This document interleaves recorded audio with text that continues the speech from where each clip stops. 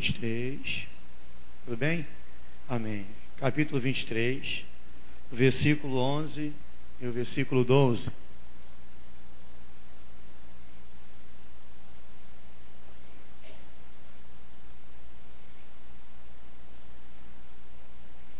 O tema que o biblicista da NVI colocou nessa história é os principais guerreiros de Davi.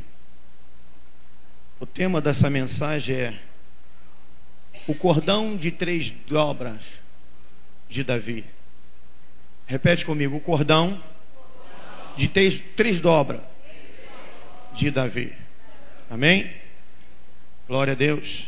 Feche os seus olhos e vamos agradecer ao Senhor. Senhor Deus, mais uma vez, ó Pai, estamos falando contigo. Senhor, nesse momento, Senhor, é o momento da tua santa palavra. Me conduza, Senhor, com a sua sabedoria para aplicar e desenvolver bem, Senhor, o texto ao qual o Senhor tem nos revelado. Senhor, tu é magnificado e tributado em nosso meio. Que o teu Espírito Santo, Senhor, venha convencer cada um de nós. Meu Deus, usa-me, Senhor, segundo o teu querer. Eu me escondo, Senhor, atrás da cruz do seu Filho. Senhor, que o Senhor aqui venha brilhar, ser exaltado, no nome santo de Jesus. Amém e amém, Senhor.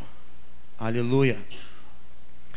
E diz assim o texto bíblico do capítulo 23, do versículo 11 e o versículo 2. Depois dele, Samá, filho de Agé e de Ará, os filisteus reuniram-se em Eli, onde havia uma plantação de lentilha. O exército de Israel fugiu dos filisteus, mas Samá tomou posição no meio da plantação, defendeu-a e derrotou os filisteus. O Senhor concedeu-lhe uma grande vitória. Amém? E o Senhor concedeu-lhe uma grande vitória. Glória a Deus. Aleluia. Para fazer valer a pena o tema, vamos ler qual era o cordão de 3 dobras de Davi. Está lá no versículo 8. Versículo 8 diz assim: estes são os nomes dos principais guerreiros de Davi: Jabezão, um Tanimonita, chefe dos 3 guerreiros principais. Numa ocasião, com uma lança, enfrentou 800 homens numa mesma batalha e os matou. Depois dele, Eleazar, filho de Aoita, Dodô. Ele era um dos 3 principais guerreiros, e este esteve com Davi quando os filisteus se reuniram em Paz-damim para a batalha. E os israelitas recuaram, mas eles manteve a posição e feriu os filisteus até a sua mão ficar dormente e grudada na espada. O Senhor concedeu uma grande vitória a Israel naquele dia, e o exército voltou para onde Eleazar estava, mas somente para saquear os mortos. Depois dele, Samá, filho de Agé. Esse é o terceiro guerreiro, esse é o terceiro homem que fez Davi ser um homem grande naquela época. Samá, filho de Agé e de Ará. Os filisteus reuniram-se em Eli, onde havia uma plantação de lentilha, e o exército de Israel meteu o pé, fugiu dos filisteus, mas Samá tomou a posição no meio da plantação e defendeu-a e derrotou os filisteus. E aí vem a palavra do Senhor, porque ele não fez isso sozinho. E o Senhor concedeu-lhe uma grande vitória. Amém? Nesse tempo, nessa época, Saul estava perseguindo Davi para matar. Saul, nesse momento, era inimigo mortal de Davi, porque Davi tinha conquistado o seu território. Davi tinha conquistado o seu momento de ser rei daquele povo. Mas Saul ainda estava vivo, não aceitava aquela ordem de Deus. Percebemos que Saul sempre foi um homem presunçoso, sempre foi um cara teimoso. E é por isso que algumas vezes você lê na Bíblia, uma certa passagem na Bíblia, que você percebe que ele procura uma vidente para se consultar. Davi não, Davi se consulta com o Senhor. Então Deus o abandona e escolhe Davi. Deus despreza e escolhe Davi.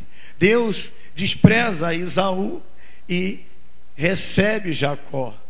Deus tinha essas coisas antigamente. Hoje não, porque o sangue do Cordeiro que lavou todos nós de pecado, ele nos atrai a Jesus, atrai ao Senhor. Mas se fosse um tempo que era os homens e Deus, e não teria nada para pelejar por eles, muitos de nós seríamos rejeitados, porque todos nós pecamos e destituídos fomos da glória de Deus. Mas a graça do Senhor, ela superabundou aonde existiu o pecado. Eu era um pote de pecado, eu era uma fonte pecaminosa, e o Senhor hoje me fez uma fonte que jorra água da parte de Deus, água da parte do nosso Senhor. Depois que Saul procura matar Davi, ele começa a procurar e fazer um exército.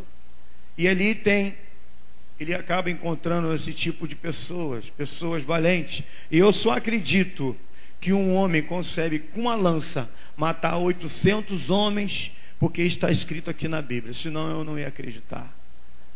Não dá para acreditar. Mas como está escrito no livro da verdade, no livro da vida, eu vou até pregar por causa disso.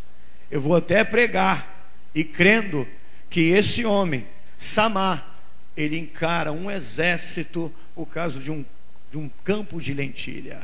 Hoje, quanto deve estar custando um pacote de meio quilo de lentilha? Hein? Eu lá em casa gosto muito de ervilha. Ervilha com uma linguicinha, ervilha com alho, ervilha com... É muito gostoso. Bate aí um preço de uns R$4,50. Lá na Lua custa caro. Não sei quanto custa aqui nessa cidade maravilhosa que é Rio de Janeiro. Mas lá no meu bairro, lá um saquinho de ervilha é uma fortuna. Imagine só um saquinho de lentilha. Deve ser uns R$3,80. Mas tinha um cara no tempo de Davi que ele falou assim: eu vou parar na frente desse exército, meu irmão, porque aqui ninguém me tira, que eu vou defender esse campo de lentilha. Esse campo de lentilha é meu. Eu vou defender esse negócio. Tem ninguém que possa me tomar. Uma das maneiras para compreender o sucesso de Davi são esses cordões de 3 dobras. O sucesso de Davi foi dado a ele porque Deus estava com ele, mas também Deus enviou pessoas para a vida de Davi, inclusive Samá, inclusive esses 3 homens que foram separados como os melhores guerreiros de Davi. Você precisa ter do seu lado algumas pessoas que fazem te ajudar. Esquece algumas coisas, gasta o seu tempo, ignora os seus afazeres para abençoar a sua vida. Isso é importante. Isso é importante. Você está num momento difícil da sua vida, você tem um telefone, um companheiro, uma companheira, e você poder contar. Davi precisava contar com esses homens. E é por isso que o sucesso de Davi foi dado à glória de Deus e a esses homens. Como eu aprendi aqui, homem precisa de Deus, mas também precisa de outros homens, de pessoas. Pessoas precisam de Deus, mas também precisa de outras pessoas. Uma das maiores maneiras de compreender o sucesso de Davi é observar os homens que o seguiam. Eram homens frouxos? Não, né? Eram homens que batiam em retirada. O exército de Israel batia em retirada. O exército de Saul batia em retirada. Mas o exército de Davi, a tropa de elite de Davi, ficava pronto, operacional para encarar e tomar conta daquele território. Durante o período em que foi perseguido por Saul, ele gradativamente formou uma força que combatia várias situações. Aqui no Rio de Janeiro, você conhece que nós temos aí o Exército Brasileiro. Nós conhecemos a tropa da paraquedista.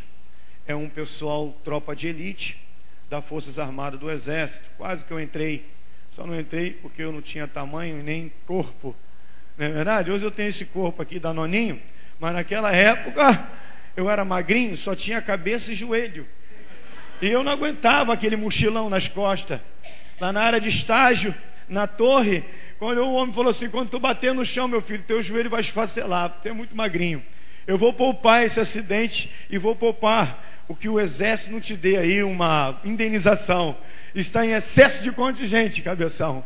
Aí eu ali muito triste, falei: já que eu não vou conseguir ser tropa de elite do exército, eu vou ser pé de cão, ou seja, pé preto do exército. Mas lá eu vou poder jurar a minha bandeira, né? Ser patriota. Mas eu queria servir a nação naquela época. Era um orgulho para mim servir as Forças Armadas. E era um orgulho para esses homens servir a Davi. É por isso que eles não temiam a morte. Eles davam a vida deles por Davi. E eles davam a vida dele por um campo, por uma terra, um território, até mesmo por um poço. Eles davam as suas vidas. É assim a nossa nação. Na Marinha nós temos os fuzileiros naval, que tem aqui um rapaz que eu brinco com esse, camisa azul ali, número 58 na camisa, chamo ele de fuzileiro naval. É uma força especial. Quando o exército pensa que vai entrar na parada para guerrear, o fuzileiro naval já está lá. Não é verdade? O fuzileiro naval já tomou conta da Bahia, já fez as trincheiras, e aí chega o exército brasileiro, os homens de verde, para chegar e tomar aquele espaço. Mas ao mesmo tempo, o exército pelo ar, vem a tropa de elite pelos paraquedistas. O Paraçá a mesma coisa, a força especial da aeronáutica. Então o governo precisa ter as forças especiais. Eles precisam ter aqueles homens secretos, aqueles homens que são cheios de disposição, que aplicam mais e mais e desenvolvem mais e mais técnicas para encarar o inimigo do outro território que tenta invadir a nossa região. Você vê o exército de Israel, e se você vê a polícia de Israel, é uma polícia preparada, é uma polícia que todo mundo fala bem, todo mundo abaixa a cabeça para ela, porque é um povo que treina porque vive em guerra. Nós não, nós, graças a Deus, vivemos em guerra dentro de nós mesmos, ou então dentro da nossa própria comunidade. Mas Israel tem uma tropa de elite até hoje. Suas conquistas fizeram com que se tornasse famosos. A conquista de Davi fez com que ele fosse famoso. Entre esses homens existe um grupo militar, dois grupos militares. Um desses grupos chama-se os três, que está aqui no versículo 8. A tropa de elite de Davi chama-se os três. A segunda tropa de elite do Davi chama-se os 30. Se você observar no capítulo 23 e no versículo 24, você vai ler o nome de todos eles. E termina com o nome de Urias. Quem conheceu esse homem? Quem já ouviu falar? Urias, um homem que morreu servindo ao rei Davi. Um homem que não queria ir para a sua casa, ter o seu momento com a sua esposa, ali o seu lazer, ali o seu relacionamento, mas ele queria estar no campo de batalha. Por isso que ele está aqui relacionado como um dos 30 valentes de Davi. É uma segunda tropa de elite de Davi. Ele preferiu ficar na porta do templo, mas ele não queria ir para dentro de casa. Foi por esse erro que ele acaba morrendo.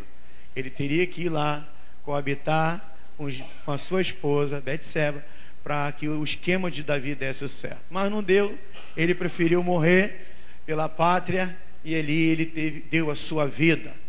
Então, existem duas tropas. Primeira tropa, os 3, e depois a segunda tropa, os 30.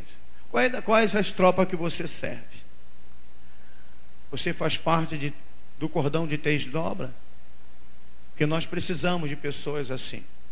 A sua família precisa de homens assim. A sua família precisa de mulher assim. Uma mulher que tem disposição como um cordão de 3 dobras. Uma mulher que não cede à toa. Um homem que não cede e não se ergue à toa para ninguém, a nada. É um homem forte e valente, defende a sua casa, defende a sua vida, defende a sua fé. Nós temos que ser com um cordão de 3 dobras. O significado de Samar chama-se cordão.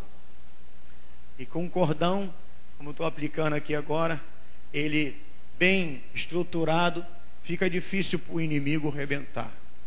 O camarada se coloca na frente de um terreno de uma plantação de lentilha, e fala assim: ó, pode vir o exército, pode vir o inimigo que for, eu só saio daqui morto, eu só saio daqui num caixão. Não vão conseguir moleza nesse território. E Deus honra aquele homem. O inimigo chega para tentar roubar a herança, para tentar roubar aquilo que ele fez com toda dificuldade, com a sua essência, com as suas mãos, e ele consegue a vitória no nome de Jesus. Uma lavoura de lentilha. Existem algumas espécies de lentilhas, lentilhas rasteiras, trepadeiras. Lentilhas são muito nutritivas, têm a semelhança de ervilhas. São algo assim simples demais para você morrer. Uma coisa muito simples para você entregar a sua vida, não é verdade? Mas aquele homem tinha o seu propósito. Samar, depois dele, Samar agiu de uma forma que eu e você temos que agir. Tem gente que acha que você não tem nada. Na década de 80, você andava pelas igrejas. Por exemplo, eu fui batizado na igreja Assembleia de Deus de Santa Cruz, Campo de Madureira, em 86. Naquela época, para você ver um advogado dentro da igreja é a coisa mais rara do mundo. Para você ver uma psicóloga na igreja em 80, era uma coisa muito difícil. Então a sociedade discriminava muito. Achava que a igreja era só lugar de analfabetos. A igreja era só lugar de pessoas pequeninas, de pessoas gentias. Mas hoje, no século que nós estamos vivendo, percebe que hoje nós temos advogados, nós temos pessoas, doutores dentro da igreja. Então você percebe que hoje nós temos um valor para a sociedade. Hoje nós temos deputado federal, deputado estadual, defendendo a bancada cristã. Então, o mundo hoje nos enxerga totalmente diferente, porque nós nos desenvolvemos, nós aplicamos, nós estudamos, nós crescemos como povo, um povo de Deus. Os filisteus são as problemáticas da vida, são os homens que tentam desdenhar a nossa imagem, que tentam dizer assim: você é um fundamentalista, você está se baseando numa Bíblia muito antiga, muito velha, uma lei que não é nem para o nosso povo, uma lei arcaica, uma lei de Moisés, uma lei de Abraão. Olha, o século 21 é diferente, mas graças a Deus nós temos homens, cordão de 3 dobras, defendendo o reino de Deus, não o reino de Davi, mas o reino de Deus nas bancadas evangélicas, lá no Senado, lá no plenário, lá fora, defendendo as maravilhas. Nós aí fora, eles olham a gente como uma plantação de lentilha, não vale nada. Todo mundo quer tirar uma casquinha do crente, não é verdade? Todo mundo quer tirar onda com a cara do crente, mas mal eles sabem que Jesus Cristo é o nosso Salvador, e é o nosso juiz e o nosso defensor. E nós não estamos marcando passo Todos nós estamos estudando, crescendo, para que nós possamos conseguir entrar na sociedade, como Paulo entrava na sociedade. Paulo, pregador dos gentios, pregava-se para reis, pregava-se para governador, era um homem que tinha moral, era um homem que tinha conhecimento, era um homem que tinha várias línguas para entrar em qualquer território e fazer a parte que é pregar o Evangelho. É um cordão de três dobras do Senhor Jesus. Nós, nesse tempo, também temos que fazer a nossa parte. Temos que fazer nosso deverzinho de casa. Nós temos que fazer a lógica acontecer. O que nós estamos defendendo? O que nós estamos deixando passar? Precisamos fazer algo nesse tempo. Precisamos defender alguma coisa. Trazendo para a família, meu irmão, defende a sua casa com a sua vida, mas defende o seu lar. Defende o seu filho das mãos de Satanás com a sua vida, mas defende o seu filho. Defende a sua esposa, defende o seu marido, defende esse lar. O mundo, a sociedade está querendo torcer algo que é algo maravilhoso que o próprio Deus criou. Foi o próprio Deus que colocou no dia a dia do homem, na essência do homem, a família. Eu não consigo viver sem a minha carne. Eu não consigo viver sem o osso dos meus ossos. Eu não consigo viver. Eu sinto falta, eu quero ligar. Como é que é? Você também é assim? Eu estou com saudade. Você procura ligar, você sente falta. E aí é você defendendo o seu campo de lentilha. Para algumas pessoas isso aí é só um contrato, mas para nós isso aí é tudo. É uma aliança que vai até a vinda de Jesus Cristo.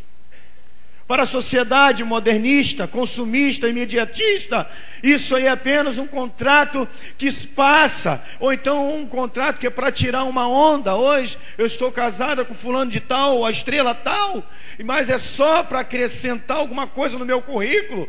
Mas a gente não tem currículo nenhum. Esse currículo pertence a Satanás. O nosso nome está escrito no livro da vida, é diferente. Vamos defender alguma coisa? Para algumas pessoas não é nada, mas para você, o seu trabalho é muito importante. Para você, a sua vida espiritual é muito importante. E você precisa defender a sua vida espiritual. Você precisa acreditar mais em você. Eu preciso acreditar mais em mim. Eu preciso me consagrar mais. Eu preciso buscar mais. A CCNV precisa buscar mais a presença do Senhor. Porque isso aqui pertence ao Rei da Glória. E nós temos que nos colocar de prontidão. E quando o inimigo, a dificuldade, o ventania, o vendaval, o que for, nós temos que encarar como um cordão de três dobras e falar assim: eu não vou retroceder. Israel pode correr, mas eu, como povo de Deus, eu como uma mulher de Deus, eu como um homem de Deus, eu não vou olhar para trás. Não tenho medo de volume, não tenho medo de multidão. Eu estou aqui com os anjos do Senhor. Eu não tenho medo. Irmão, quanto mais a árvore dá fruto, mais ela é apedrejada. Nós estamos dando frutos e mais frutos. Pessoas estão sendo abençoadas, graças a Deus. Estamos fazendo a vontade de Deus. E eu vejo relatos. Hoje já ouvi outro relato ali fora: pastor, há tanto tempo que eu estou querendo comprar isso, e agora o Senhor me deu condições e eu tenho. O Senhor pode orar depois por essa chave? E aí você vai ver, meu irmão, o gigante, o da direita ou da esquerda, ou da frente, querendo se levantar, porque o som está muito alto, porque a bateria está batendo muito forte. Mas isso aí você tem que entender que quem dá fruto vai ter que ser apedrejado mesmo.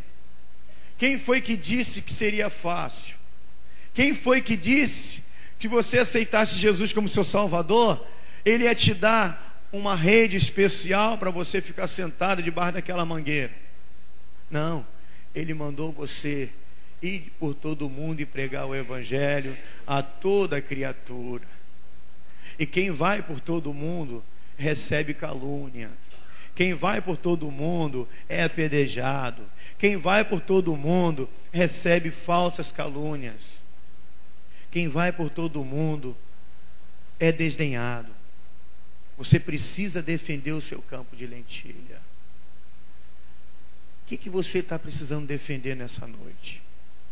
Está faltando a força? Toma esse exemplo com esses homens. Esses homens foram homens fantásticos. Não existe homem como esse. Mas existe crente cheio do poder de Deus para dobrar o seu joelho e orar ao Senhor e pedir: o Senhor, joga por terra mais esse gigante, joga por terra mais essa dificuldade. Senhor, nós vamos nos colocar na posição de fechar, posição de batalhar, posição de andar, de olhar para frente. Nós não podemos retroceder. A CCNV precisa de valente. A CCNV precisa dos 3, precisa dos 30 guerreiros, precisa de toda a igreja para que ela possa marchar. A Bíblia fala que a porta do inferno não prevalecerá contra a igreja do Senhor. Isso é verdade. Mas o baque estremece, como diz os Salmos: 1000 cairão ao meu lado, 10.000 à sua direita, mas eu não serei atingido. Mas quando ele cai, estremece aquele que não foi atingido. Amém? Como quando um Tomahawk americano bate numa região, quando aquela região é destruída, a outra região ela é estremecida. Isso é um sinal do poderio, isso é um sinal da arma do inimigo. Então você não fique com medo. Não fique com medo da multidão. Não fique com medo da batida da espada do inimigo. Mas se concentre.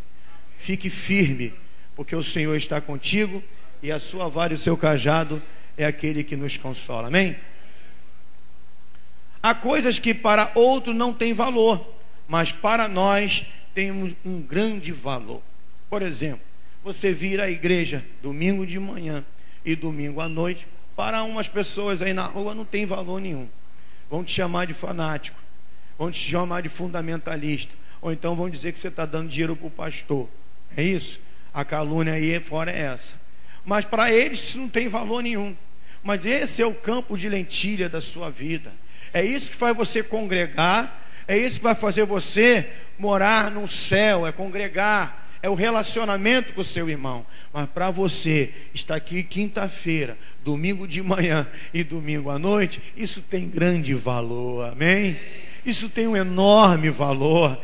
É porque eu sinto a presença de Deus na minha casa, eu sinto a presença de Deus no meu trabalho, mas é muito melhor sentir a presença de Deus no arraial do Senhor, junto com meus irmãos. É muito bom perceber que o ministro de louvor, aquele começa a cantar e o Espírito Santo de Deus começa a se envolvendo em cada pessoa. É assim que a Bíblia diz: onde há 2 ou 3, ali eu estarei. Amém? Então é importante para você estar na casa do Senhor. Ah, meu amigo, eu acho mais importante essa hora estar no shopping. Eu acho mais importante estar numa casa de show. Para mim, isso aí, igreja, isso aí é algo que...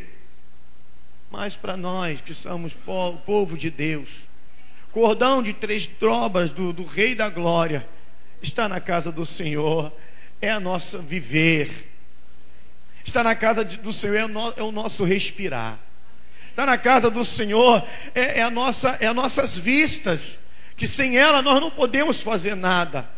Estar na casa do Senhor é muito importante para a gente.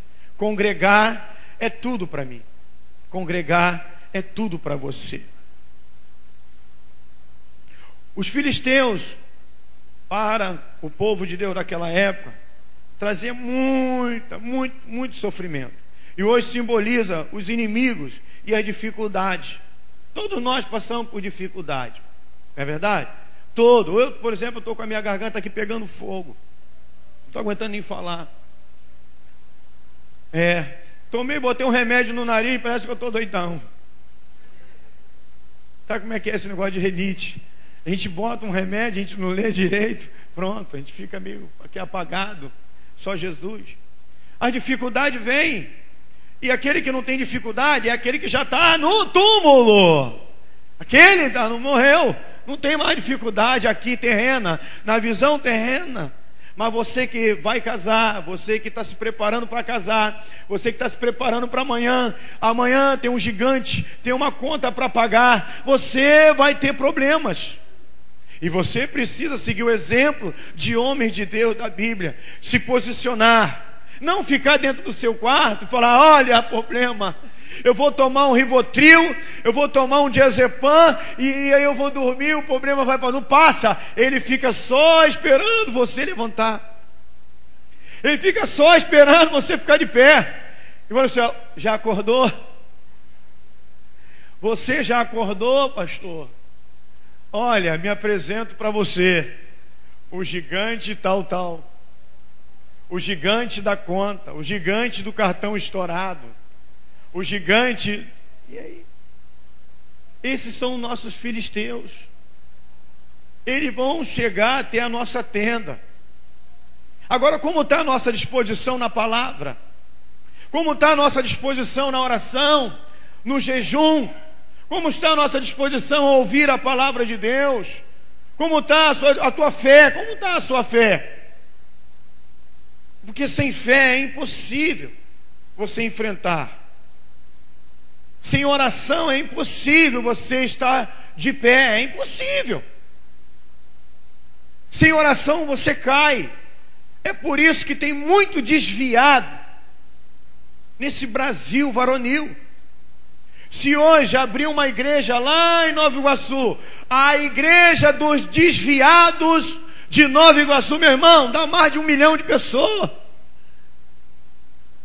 Se abrir aqui, então, dá mais ainda. Que pessoas se decepcionam, pessoas se entristecem. Meu irmão, não se decepcione com o Senhor.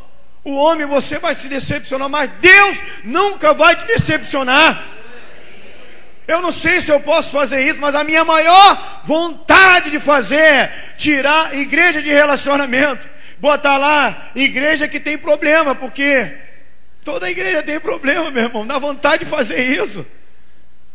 O cara entra aqui pensando que aqui não tem problema, aí se decepciona, olha para trás, joga a espada no chão e deixa o inimigo varrer o campo de lentilha, porque o pastor passou e não deu um bom dia, uma boa tarde. Mas você sabe como é que está o cabeção desse pastor?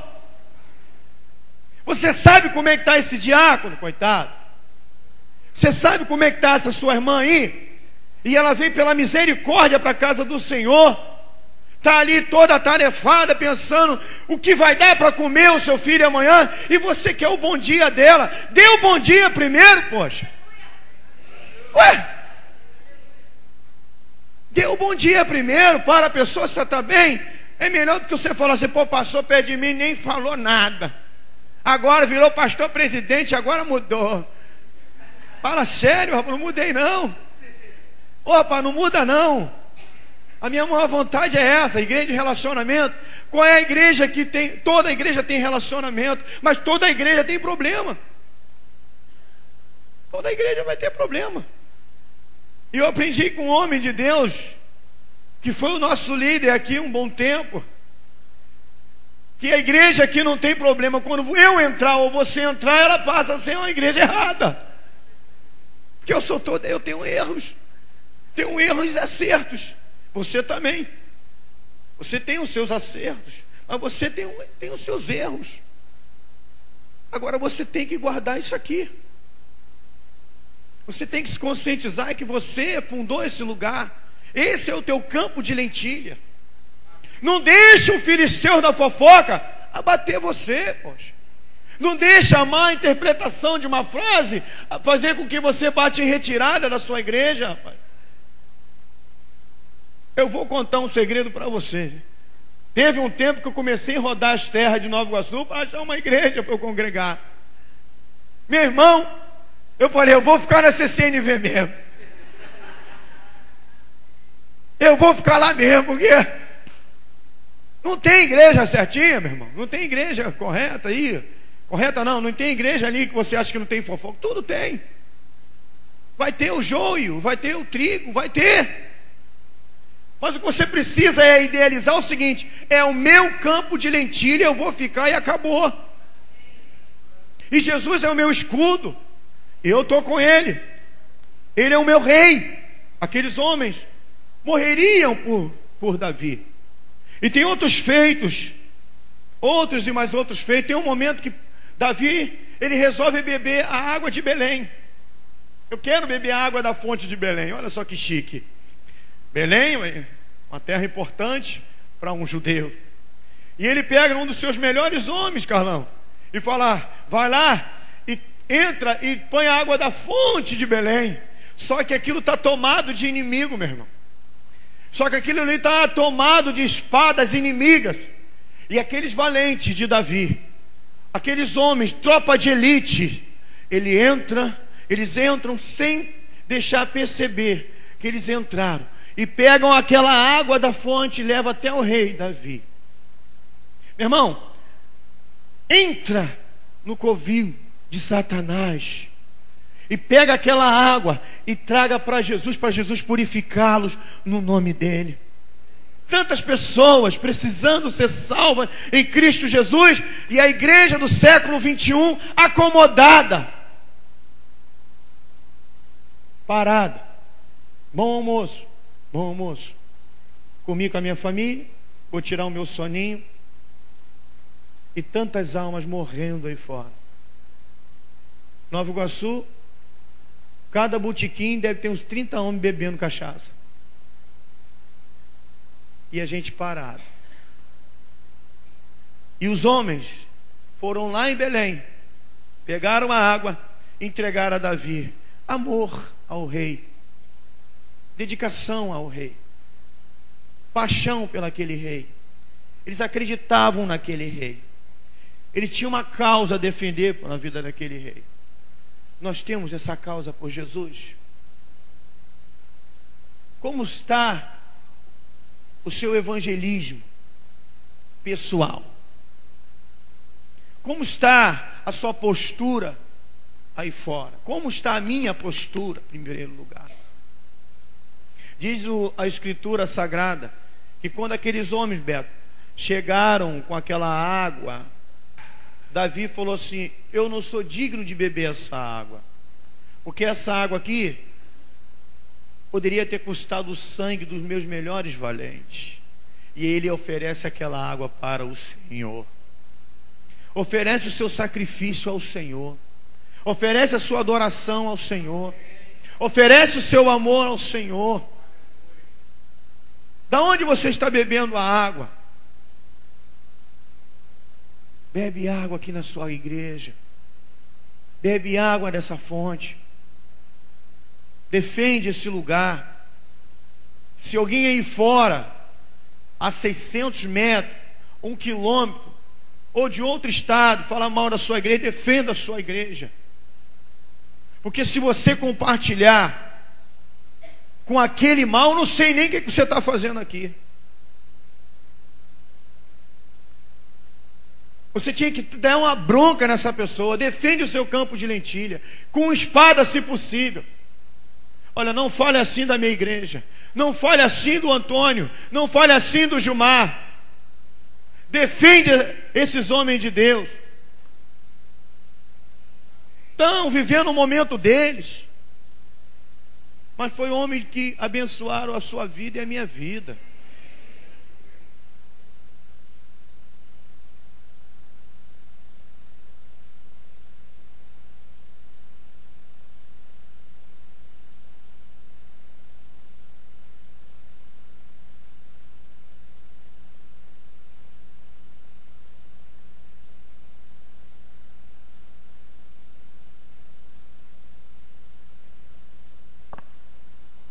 Não admita ninguém dizer isso aqui do pastor Gilmar. Não admita ninguém falar isso aqui de Ana Paula. Não admita ninguém falar isso aqui de Cizinho. Não admita ninguém falar isso aqui do pastor Eduardo. Não admita ninguém falar isso aqui do Edmilson. Não admitam. Não admita ninguém falar isso aqui do diácono que foi embora. Defenda o campo de lentilha. Defenda a sua igreja na oração, no jejum, e se possível fale. Não deixe ninguém desdenhar a igreja onde você congrega. Samar determinou defender a sua lavoura de lentilha. Eu determino defender a minha casa, a minha fé, a minha igreja, a igreja onde eu fui tratado, cresci, a igreja a qual eu instalei esses ar-condicionado, junto com alguns homens daqui, a igreja que várias mulheres daqui rasparam esse chão e descobriram que aqui tinha granitino, hein? Igreja que levantamos essas paredes com gesso cartonado e cartonados. E o pastor Arthur falou: pastor, que organização, que maravilha, que belo, que coisa maravilhosa. A sua igreja é elogiada aí fora por pessoas que nunca frequentaram. Defenda a sua igreja, defenda o seu pastor, defenda o seu irmão, defenda a sua família, defenda o seu trabalho, defenda a sua fé. Samar determinou defender a sua lavoura de lentilha. Todos foram embora. Não seja esse todos, seja aquele que ficou. Todos foram embora. Todos abandonaram. Todos fugiram dos filisteus. Samar se pôs no meio do seu pedaço de terra para defendê-lo. Defenda o seu pedaço de terra. Eu não sei o que você está passando. Eu não sei o que você precisa defender. Mas defenda. Mesmo que é aquele menino que você acha que está perdido, defende, porque é seu filho. Mas defende com justiça. Olha, meu filho, você errou, agora você tem que pagar.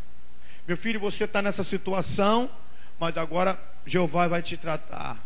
Vem aqui, toma isso, tira aquilo dele, mas ajuda ele a crescer, ajuda ele a sobreviver, ajuda ele a viver, ajuda ele a te dar razão para você sorrir amanhã pela vida dele. Deus operou uma grande maravilha, ou seja, Deus operou uma grande maravilha.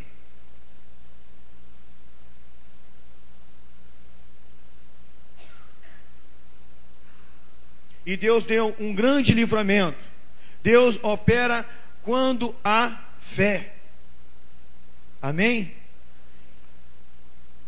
Sem fé é impossível agradar a Deus. Deus operou porque Ele viu fé naquele homem. Deus opera quando há confiança. Ai, será que eu fico? Não fico? Senhor, será que o Senhor vai me defender mesmo? Senhor, será que o Senhor está nesse negócio mesmo? Você precisa confiar no Senhor mais. A gente estava no monte orando, o arraial fechou, o irmão falou: pastor, fica aqui no meio que a gente vai orar para o Senhor. Ele muito tímido, não sabia qual era a minha reação. Eu fui, fiquei agachado, ajoelhei. O arraial ali, orando, o povo orando, e a gente confiando no Senhor. Eu não vi, mas quem estava alerta viu o que aconteceu. Um homem saiu do meio do mato, rodeou ali todo o arraial, e a gente orando. Algumas meninas, parecia até umas judias, com aqueles panos na cabeça, um frio danado. Lana pagou o mobico, Renata, Isabel, com aqueles mantos na cabeça. Parecia que a gente estava mesmo no Monte das Oliveiras. E ali aquele homem começou a rodear, e os irmãos orando. Daqui a pouco Marcelo percebe que tinha um cheiro de enxofre naquele negócio. Confiando em Deus, ele começa a fazer o sentido ao contrário que aquele homem estava fazendo. Aquele homem dando glória, aquele homem olhando com aquela cara horrível. Pastor, mas como é que vocês viram isso? Num monte, tudo. Meu irmão, se você subir o oliveira, você vai ver o cabelo, o cavanhaque branco que eu tenho. Lá você consegue ver a face clara, porque você está alto e lá é limpinho. E ali Satanás, ele querendo um ibope, mas o sangue de Jesus botou ele para correr. Ali nós tínhamos bolsa, nós tínhamos alguns bens, e o diabo teve que correr. Subimos porque confiamos no Senhor. Subimos porque acreditamos na causa que nós estamos subindo. Nós não vamos desistir, porque esse campo de lentilha, essa igreja pertence ao Senhor. Essa igreja não pertence a Pedro, a Apolo e nem a Paulo. Essa igreja pertence ao Rei da Glória. Deus opera quando há luta. Ser crente é muito difícil. Para ser crente assim não dá. Eu conheço um homem que ele fala assim: não dá. Para ser crente do jeito que vocês estão dizendo aí, eu prefiro ficar na minha cerveja, eu prefiro ficar nesse aqui. E interessante, quando eu percebendo que eu vou morrer, eu aceito ele como meu salvador e beleza. Se fosse tão fácil assim, né? Se fosse fácil, mas não é desse jeito. Aí onde fica aquela palavra: o Senhor procura os verdadeiros adoradores, não os verdadeiros 7-1. Não é verdade? Se ele está querendo armar um golpe para o Rei da Glória, ele está roubado, ele não vai conseguir. Ele pode me enganar você, mas o Senhor não vai. Deus opera quando há luta. Deus opera quando você entra no meio da batalha. Aí você sai da sua zona de conforto e você põe a tua espada e fala assim: eu vou encarar no nome de Jesus. Você pega a tua Bíblia e começa a lê-la, entendê-la, porque é onde você fica mais fiel, é onde você fica mais fervoroso, é na luta. Quando você vai para a região dos lagos, vai para Penedo, você às vezes esquece até a tua Bíblia, né, crente? Fala sério. De manhã, no vídeo de você fazer o teu devocional, tu vai ver o passarinho cantar. Olha só como é que aquele tiozinho canta, mulher. É um tuí-tuí lindo. Olha lá, a sabiá. A sabiá canta: bom dia, seu Chico, né? Bom dia, seu Chico. Que maravilha. Mas é no momento de luta que você reconhece que você precisa mais do Senhor. Eu não estou falando que você vai viver uma vida de provação e de luta, mas aprenda a viver no conforto, na rede, numa terra que mana leite e mel, fazendo o seu devocional, as suas orações, para que o Senhor não venha te dar um aperto, para que o Senhor não venha falar para você: você está muito à vontade, crente, eu vou começar a fechar algumas coisas para você me adorar. O Senhor, eu estou querendo ouvir a sua voz. Deus deseja ouvir a sua voz. Deus deseja ouvir o seu clamor. Deus deseja ouvir a sua adoração. É muito difícil você ir lá para Penedo e procurar uma igreja, não é verdade? Que é isso, pastor? Eu vou lá em Penedo e ainda vou procurar um culto de consagração? Não vou lá, estou querendo descansar, querendo comer aquela comida maravilhosa do Hotel Fazenda, né? Não é proibido nada disso. Isso aí é benfeitoria da parte do nosso Deus. Mas sabe administrar isso, porque Satanás sabe muito bem as oportunidades. Ele pode tentar apagar o pavio que fumega dentro do teu coração. O pavio que fumega, que é o Espírito Santo. Engraçado que qualquer coisa desvia a crente, sabia? Toma cuidado, hein? Qualquer coisa esfria o nosso coração. Qualquer situação faz você andar em cima de muro. E o muro é de Satanás. É por isso que ele fica do outro lado tranquilo, jogando carteado. E do outro lado os anjos ficam: sai daí. O muro é do diabo. Você precisa estar do lado da parte do Senhor. Deus opera quando há esforço. Pastor, é um esforço para eu vir aqui na casa do Senhor. Eu tenho tanta coisa para fazer em casa, principalmente a novela. Eu gosto tanto da novela, pastor. mas eu preciso fazer, irmã, faça esse esforço que Jesus está te descontaminando. Faça esse esforço que Jesus vai te dar um outro papá, porque hoje você está comendo o papá do diabo. Ah, pastor, é uma dificuldade, pastor, eu vi no dia do jogo do Flamengo. É uma dificuldade eu estar na casa do Senhor no dia do jogo do Vasco, do Fluminense. Meu filho, é na dificuldade que o Senhor vai te honrar. Vem para a igreja e de repente teu time ganha. Aí você vai lá no canal 40 e vê tudo lá repetindo, então bota para gravar. Mas não deixa de vir na casa do seu Deus, não. Ah, pastor, o propósito não é aqui, não é oferta, meu irmão. O propósito aqui é pregar a palavra. O propósito aqui é encher essa igreja, não é encher o cofre da igreja. O propósito aqui é encher o céu. É resgatar almas e almas do inferno. Ah, o senhor quer encher a igreja para que melhore? Não, meu irmão, está enganado. Eu aprendi assim com o pastor Antônio, aprendi assim a gente não prioriza isso. Isso é um problema teu com o Senhor. Se você oferta ou deixa de ofertar, ou dá o dízimo do Senhor ou não, isso é um problema seu com Ele. Mas a vontade que eu tenho que essas cadeiras e a igreja filial, tomara que seja nova, né? Quem sabe? Cresça também, é para a gente povoar também os céus. Marcos Gregório, pastor Malafaia, pastores de nomes aí, estão crescendo, mas não é para a glória deles. O homem que tem essa mania de santificar o homem, muitas vezes, esses homens não querem isso, sabia? Não querem ser idolatrados, eles querem ser como Paulo, pregadores do Evangelho. É por isso que as igrejas desses homens crescem. Os homens até julgam eles assim, o santo fulano, o santo. Desculpa, mas eles não necessitam disso, porque eles conhecem a palavra de Deus. Eles sabem que João, quando lá na ilha de Pátima, recebe aquela visão do anjo, e quando ele começa, ele se prostra aos pés do anjo e fala: rapaz, calma aí, eu sou servo igual a você, para com isso, não faça culto aos anjos não. E quando você entrar numa terra aí, que o homem começar a cantar louvores aos anjos, mete o pé, meu irmão, senão você vai estar lascado também, porque ali é culto aos anjos, sai fora. Você tem que cultuar o Senhor, o Rei da Glória, não os anjos. Anjo é servo igual a mim e você. Não é à toa que a palavra ministradores quer dizer servos, servos do Deus Altíssimo. Amém? Nós temos que se esforçar. 15 pessoas se esforçaram, um frio danado. Olha como é que está a minha voz.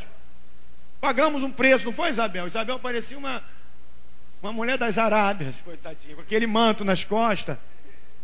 Frio danado. Mas tudo tem que ter esforço, profeta. Tudo tem que ter esforço. Sem santificação fica difícil você ver a glória de Deus, a face de Deus. Sem santificação é muito difícil, você fica frio. Tudo para você te pega, não é isso? Não tem um ditado aí fora que está na moda, vai que cola, né? Tudo cola, tudo te pega, porque você não quer se esforçar para se santificar. Nós precisamos nos esforçar, precisamos ficar de pé. Cuide-se para que não caia. A simbologia da lavoura de Samar significa, tem um significado, pode ser de rebanho ou de igreja. Esse é o rebanho que o Senhor colocou em minhas mãos. Então eu vou me colocar na frente desse rebanho com uma espada. Pode vir inimigo, filisteus, pode vir o que for, dificuldade, doença. Tenho que ficar na frente desse rebanho. O simbolismo também pode ser a igreja, a sua igreja. Pode ser o que for. Fique na sua igreja. Fique na igreja de Cristo Jesus, aonde o Senhor fez você criar raízes e está aqui até hoje. Pode simbolizar o nosso ministério. Quantas pessoas aqui que têm um chamado de pastor, de missionário? Quantas e quantas pessoas aqui têm um chamado para cantar, para adorar o Senhor? Não é, Carlão? Quantas pessoas? Toma vergonha, Carlão. Mas não, fica nesse negócio aí, irmão. Vamos trabalhar. Venha para o ministério de louvor. Dá um dó aí para o Rubim perceber quem você é na música.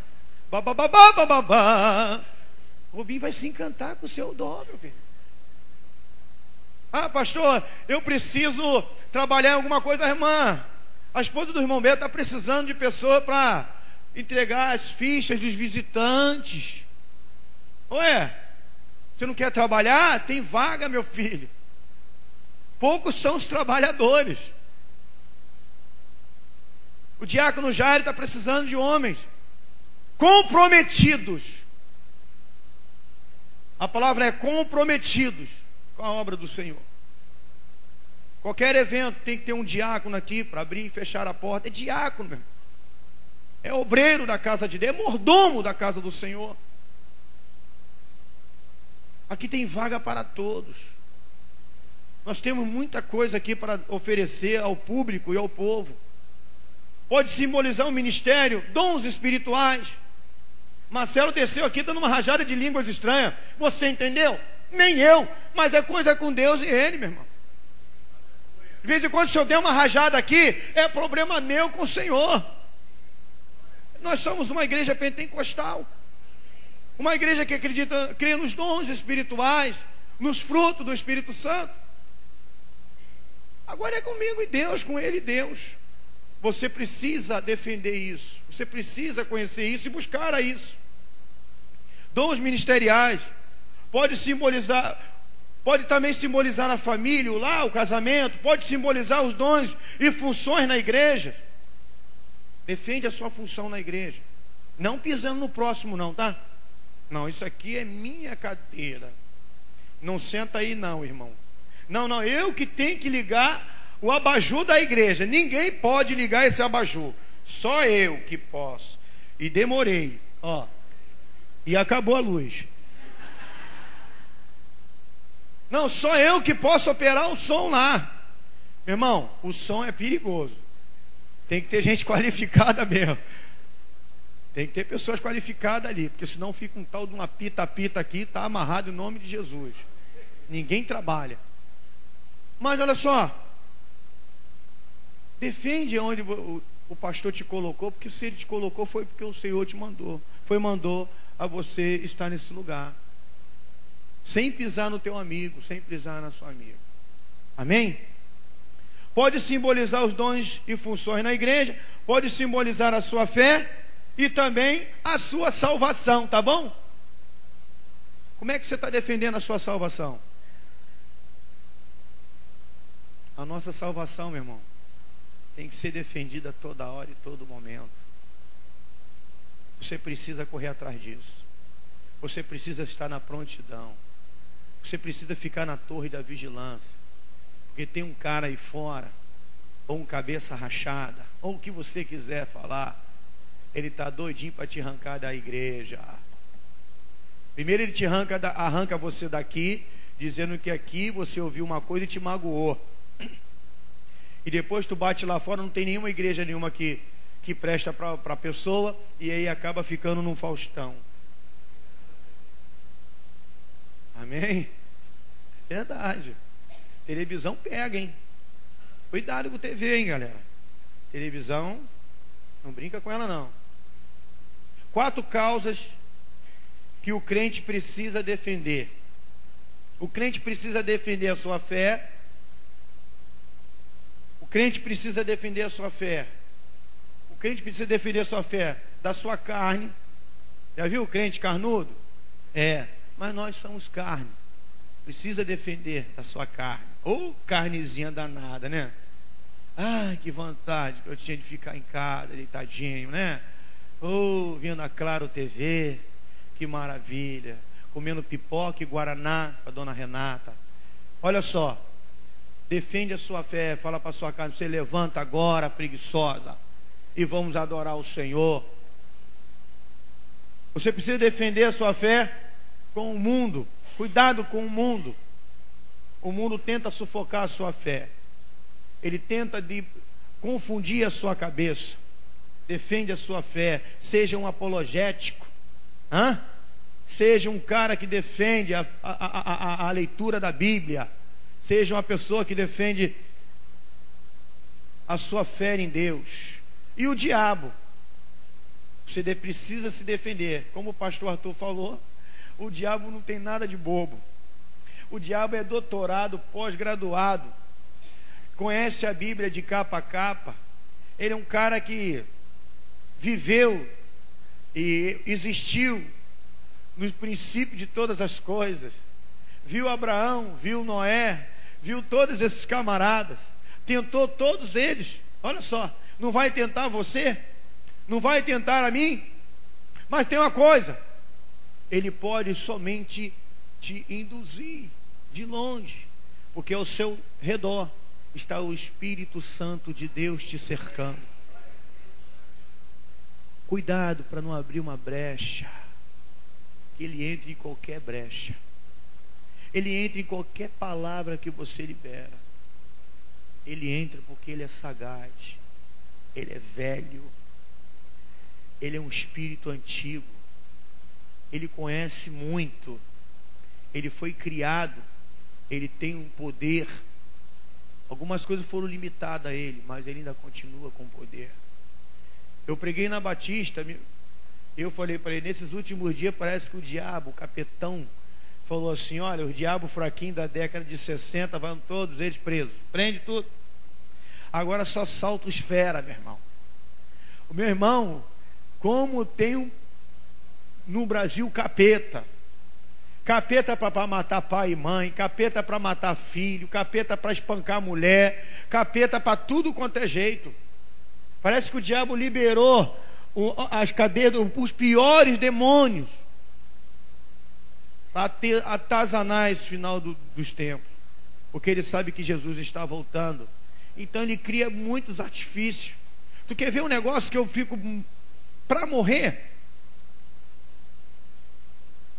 É esse celular digital agora que está uma benção. Tu está pregando, o crente está com aquilo assim, ó. Eu não sei que tanto assunto, Gerson. Não sei que tanto assunto tem. Eu não sei, esse século o pessoal gosta tanto de foto, Dio. Gosta tanto de foto que eles ficam vendo só foto. Foto de fulano, foto de Bertano, de amigo. Tem gente que tem 150 amigos. Esse ainda está barato, né? Eu já vi um cara falar que tinha 800. Aí tem tempo para quê? Nada, nem para estudar. O menino tem. E aí você vê aí fora, o menino está andando na rua, ele está com aquele troço assim, ó. Lá em Nova Iguaçu, infelizmente, com muita dor que eu falo isso, infelizmente, aconteceu um acidente agora essa semana. A mulher, infelizmente, aquilo cortou meu coração, mas é esse maldito aí, cara. Ó, meu irmão, o motorista só para quando está embaixo. Partiu a mulher, quebrou a mulher todinha. A mulher foi para Posse Dó, né? Quem conhece Posse Dó aí? Aleluia! Jocadó, quem conhece? Jocadó. Jocadó, o homem ele conhece. Souza Guiadó. Vocês estão rindo, troço é sério, cara. Fui lá para Posse Dó, para eu tomar uma injeção lá foi difícil, irmão. Mas eu perseverei. Vou ficar aqui, eu sou crente, vou ficar aqui. Quando eu tomei a injeção, saí de lá empenado. Meu irmão, jovem, em nome de Jesus, cuidado com isso. Vocês estão se preparando para um emprego. Eu fico para morrer quando um funcionário pega aquele celular e fica assim. Tu está falando com ele, está dizendo: fulano, você pode botar gás nesse ar-condicionado 60 libras, por favor? Ele está assim, ó. Oi? Se é na década de 90, já tomava já guindava ele, bum, sai fora. Pagava a multa lá no juiz, mas tomava uma guindada. Porque, poxa, tá falando com um garoto de 20 e tal de anos, já um homem, né? E ele tá assim, ó. Ou então aqui meio no ouvido, tá lá, meu irmão, vamos tirar esse espírito de parasita aí, adulto e criança aí, jovem. Há tempo para todas as coisas. Eclesiastes fala, há tempo para todas as coisas, capítulo 3. Há tempo para todas as coisas. Para eu ver meu Facebook, só um milagre, um anjo tem que aparecer. Mas eu tenho que ver, tenho que olhar, eu também estou no século 21, poxa. Tem que fazer também, Agora eu estou aqui pregando com esse negócio aqui, toda hora paga, eu tenho que acender. Mas Jesus está no negócio, eu vou conseguir. Eu estou conseguindo. A tecnologia, o diabo inventou esse negócio, só pode. Eu estou brincando, tá? O pessoal da câmera aí. Tecnologia não é mole não, se você não souber usar, o diabo inventou. Mas se você souber usar, foi a ciência, foi beleza. Tem que tomar cuidado. Veja só, o pessoal que é empresário aqui, a Márcia, os demais irmãos, o pessoal fica lá no Face, pessoal, horário de trabalho no Face. Na época, na Cândido Mendes, foi proibido o Face. Para todo mundo lá, foi proibido a internet, foi proibido, só mesmo para trabalho. O pessoal não sabe usar, né? O pessoal não sabe usar, então é isso aí. Você tem que prestar muita atenção, cuidado com isso aí. Isso aí enfraquece a sua fé, enfraquece também a sua fé com o teu patrão. Amém? O crente precisa de defender a sua família, valorizar a sua família. Vamos concluir. Alguns princípios que o crente precisa ter para fazer a obra de Deus. Fazer a obra de Deus com alegria. Amém? Aleluia. Fazer a obra de Deus com alegria. Fazer a obra de Deus com a boa vontade. Amém? Nada de cara amarrada. Irmão, faz assim, o cara está igual um dragão de Komodo. Fazer a obra de Deus com todas as suas forças. Está igual o bicho preguiça, tadinho. Fazendo, carregando a cadeira, igual o bicho preguiça. Faça a obra de Deus com uma total energia. Fazer a obra de Deus com fidelidade. Ser fiel à obra de Deus. 1 Coríntios capítulo 4, versículo 1 e até o versículo 2. Fazer a obra de Deus com equilíbrio. Amém? Tem que fazer a obra de Deus com equilíbrio. Concluo dizendo o seguinte: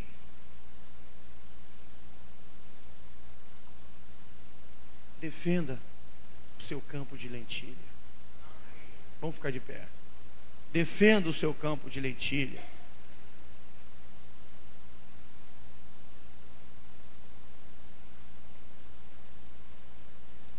Este estudo proclama a todo para si um valente de Deus. Um dos seus principais valentes. Você é um dos principais valentes de Deus. Você, CCNV, é uma das tropas de elite do Senhor. Aqui, a igreja do lado é uma das tropas de elite do Senhor. Nós somos e fazemos parte do paraçá do reino de Deus. Dos fuzileiros navais do Senhor. Nós fazemos parte. Sejamos como Samar, que possamos nos colocar no meio do nosso campo, no nosso campo de lentilha, e defendê-lo dos inimigos em nome do Senhor. Se coloca na posição. Encara o problema com Deus. Encara o problema com fé. Não recua. Não deixa que nada venha te entristecer. O inimigo, como eu já preguei aqui, ele usa o nosso 5 sentidos para nos abalar. Usa os seus 5 sentidos como ferramenta, uma arma, para guardar o seu coração. Deixa Deus te orientar, cuidar de você. Como você deve daqui para frente, como você deve guardar a sua espiritualidade. Como você deve guardar tudo que você aprendeu, tudo aquilo que o Espírito Santo te deu, a sua salvação, o teu conhecimento bíblico. O diabo, ele tem desejo de apagar isso, mas o Espírito Santo de Deus, ele tem desejo de te ensinar todos os dias da sua vida, no seu levantar, ao seu deitar. No seu levantar, ele te orienta. No seu deitar, ele te alimenta. Ele repara o seu sono. Ele te dá sonhos. Ele te dá esperança, te dá tranquilidade. O homem sem Deus, ele não tem isso. O homem sem Deus, ele dorme fadigado e acorda fadigado. De que se queixa o homem? Dos seus próprios pecados. Mas nós entregamos os nossos pecados nas mãos de Jesus. Agora precisamos tomar posturas e posições para defender um campo de lentilha do Senhor. Amém? Soberano Deus e Pai, Todo-Poderoso Rei da Glória, no nome de Jesus Cristo, Senhor, que essa palavra, Deus, possa tratar, possa, Senhor, criar coragem em cada um de nós, para criar, Senhor, uma expectativa melhor, criar, Senhor, uma força sobrenatural para aquela mãe que estava querendo desistir daquela filha, daquele filho, desistir, Senhor, daquele marido que bebe, não quer nada com Jesus. Ó mamãe, ó esposa, guarda o seu campo de lentilha, deposite toda a sua fé no Senhor. Foi o Senhor que te deu esse esposo, foi o Senhor que te deu a sua filha, seu filho. Confia nele e o tudo mais ele fará. Confia no Senhor. Confia no Senhor, porque ele está ao seu lado. O Senhor está contemplando as suas lágrimas, contemplando a sua oração. Você é chefe de família que hoje está vivendo um momento difícil, muito difícil. Meu amigo, não murmure. Meu amigo, não se afaste da fé, mas confia no seu Deus. O inimigo vai se levantar. Os filisteus são numerosos, eles fazem barulhos, mas eles não são de nada não, porque o seu Deus pode todas as coisas. O seu Deus, ele pode todas as coisas naquele que te fortalece, meu. Se você confia nele, ele pode te fortalecer a toda hora, a todo momento. Se coloque na posição, deixa o inimigo te ver. Coloca a tua melhor farda, pega a tua melhor espada, pega a melhor armadura, pega a armadura do Espírito Santo, mas todas as peças, tá? Não deixa nenhuma delas faltar em seu corpo, porque você vai ver a vitória de Deus na sua vida. Querido Deus, Pai Todo-Poderoso, leva cada um deles, seu Deus, a mim, para o nosso lar. Guarda, Senhor, e dê uma semana poderosa, uma semana de vitória, uma semana de realizações, uma semana, Senhor, de sobrenatural, de palavras, ó Deus, de novidade, Senhor, de vidas, de novidade de negócios, de novidade, Senhor, de bênçãos, de novidade de cura, Senhor, porque nós somos como Samar, Senhor, um guerreiro de Davi, somos guerreiro do Rei da Glória, fazemos parte desse exército, Senhor. Ó Deus Todo-Poderoso, cria em nós, ó Deus, um espírito inabalável. Cria em mim, ó Deus, um espírito reto, um espírito, Senhor, sensível à sua voz, sensível à sua chamada, sensível, ó Deus, às suas obras. Cria em nós, Senhor, em nome de Jesus. Amém e amém, Senhor.